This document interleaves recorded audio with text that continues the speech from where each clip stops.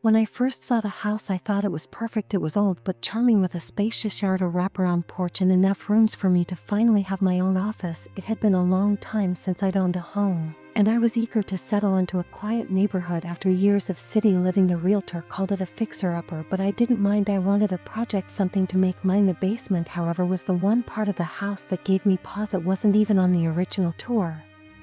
The realtor skipped over it entirely. I had to ask to see it. The moment she opened the door to the basement stairs, I felt off. A damp, musty smell wafted up, and the wooden stairs looked precarious, almost rotted. The light at the bottom didn't work, so I had to use my phone's flashlight to get a look. The space was huge, stretching the entire length of the house, but it was dark and unfinished, with low ceilings and exposed pipes. I chalked up my discomfort to the eerie atmosphere and decided it would be good for storage. Fast forward a month and I was moving in. The first few days were busy with unpacking, meeting neighbors, and dealing with minor repairs. I didn't think much about the basement until I started hearing noises. At first, it was subtle, a faint creaking like footsteps and an occasional sound like something being dragged across the floor. I dismissed it as the house settling. After all, it was over 100 years old, but the sounds didn't stop. They grew louder, more distinct. One night I heard what sounded like whispering. It was so faint I thought I might be imagining it, but it was enough to make me pause. By the end of the first week, I couldn't ignore it anymore. Every evening the noises would start around 10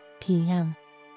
and continue until early morning. It wasn't just the creaking or whispering anymore. Sometimes it sounded like heavy breathing, like someone or something was down there. I finally decided to investigate, armed with a flashlight and a baseball bat, just in case. I made my way down the stairs. The air grew colder with each step, and the smell was worse than I remembered. It wasn't just musty, it was acrid, like something rotting. I scanned the room with my flashlight, but nothing seemed out of place. Old shelves lined the walls, filled with cobwebs and forgotten tools. The concrete floor was cracked in places, but otherwise unremarkable. Just as I was about to head back upstairs, I noticed something strange in the far corner of the basement. The wall looked wrong. The bricks were a different color, as if they'd been added more recently than the rest of the house. I approached cautiously, tapping the bricks with the end of the bat. They sounded hollow. Curiosity got the better of me. I grabbed a hammer from one of the shelves and started chipping away at the bricks. It took a while, but eventually I broke through to the other side. Behind the wall was a small dark room. The smell hit me first, overwhelming and nauseating. I shone my flashlight inside and immediately wished I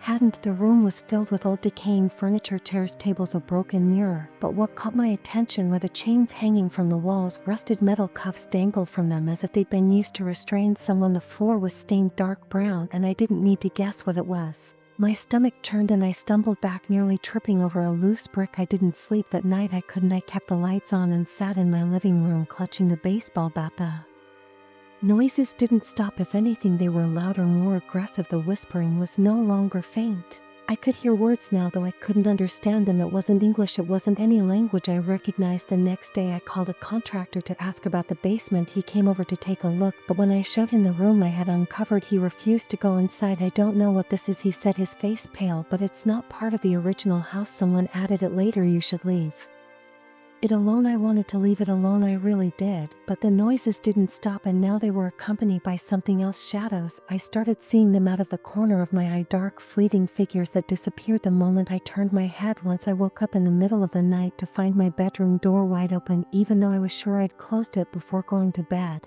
Things escalated quickly after that. One evening while I was sitting in the living room, I heard a loud crash from the basement. It sounded like furniture being thrown. I ran down the stairs, bat in hand, and found a small room in chaos. The chains were swinging as if they'd just been yanked, and the furniture was scattered across the floor. And then I saw the figure barely visible in the dim light, standing in the corner of the room. It was tall with unnaturally long limbs, and its eyes glowed faintly red. I froze, unable to move as it slowly turned its head to look at me. I don't remember running back upstairs, but I must have. I locked the basement door and shoved a heavy dresser in front of it. That night, I slept in my car parked down the street. The next morning, I decided I couldn't stay in the house any longer. I started packing, but as I was loading boxes into my car, I realized I'd left my phone inside. Reluctantly, I went back in to grab it. That was when I heard the basement door creak open. I turned just in time to see the dresser being pushed aside slowly, deliberately. The door swung open, revealing nothing but darkness.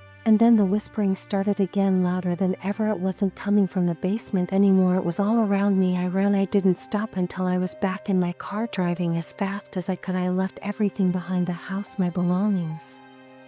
Everything. I tried to forget, to move on with my life, but even now, months later, I still hear the whispers, sometimes especially at night, and every so often I see shadows in my peripheral vision. I don't know what I unleashed in that basement, but I don't think it's confined to the house anymore. Maybe some places are better left undisturbed. When my fiancé Kara and I moved into our new home, we felt like we had finally made it. The place was a steal, a big charming colonial with more space than we knew what to do with. It needed some TLC, sure, but the price was too good to pass up. The realtor mentioned it had been sitting on the market for a while, but she shrugged it off as buyers looking for something moving ready. We didn't mind, we loved to challenge. The first few weeks were spent painting, rearranging, and cleaning out the clutter the previous owners had left behind. The basement, however, was something we avoided, not because it scared us, at least not at first, but because it was just unpleasant.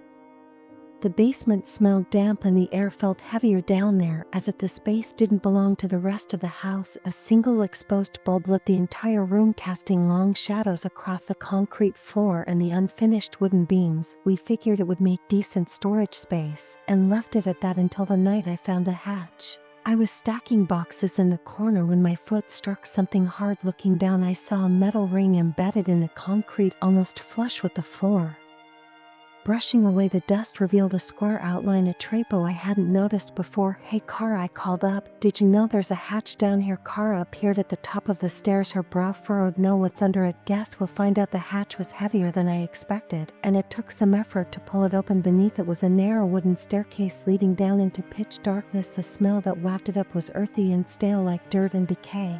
Kara leaned over my shoulder, squinting into the void. "It's probably just an old root cellar or something," she said, though her voice wavered. "Only one way to find out." I grabbed a flashlight and started descending. The stairs creaked with every step and the air grew colder as I went. When I reached the bottom, I swept the flashlight across the space. It wasn't a root cellar, it was a room. The walls were made of packed earth, and the ceiling was low enough that I had to stoop. The floor was uneven, scattered with broken pieces of pottery and what looked like animal bones, but the most unnerving part was the symbols. They were carved into the dirt walls, crude and angular, circling the room like some kind of ritualistic pattern. In the center of the room was a small stone pedestal, and sitting atop it was a wooden box, blackened with age. "Anything down there?" Kara called. "Yeah, you might want to see this." Kara joined me, her flashlight flickering as she scanned the symbols. "What the hell is this?" she whispered. "I have no idea." Against my better judgment, I reached for the box. It was heavier than it looked, and the W felt oddly warm to the touch. Inside was a collection of objects: a rusted knife, a tattered piece of cloth, and a photograph. The photo was black and white, depicting a family of four standing in front of a house, our house, but there was something wrong with their faces. They were blurred, almost smeared, as if someone had intentionally tried to erase them. "Okay, this is officially creepy," Kara said, backing toward the stairs. "Let's just seal this up and forget it's here." I agreed. We shut the hatch, piled some boxes over it, and decided not to talk about it. That should have been the end of it, but that night I woke to the sound of footsteps. At first I thought it was Kara, but when I turned over, I saw she was still asleep beside me. The footsteps were slow, deliberate, and they were coming from below us, the basement. I grabbed a flashlight and crept downstairs, my heart pounding in my chest. The basement door was ajar, swinging gently as if someone had just passed through. The hatch was open. I froze, my flashlight trembling as I shone it down the stairs. The air coming from the space below was colder than before, and the smell was stronger.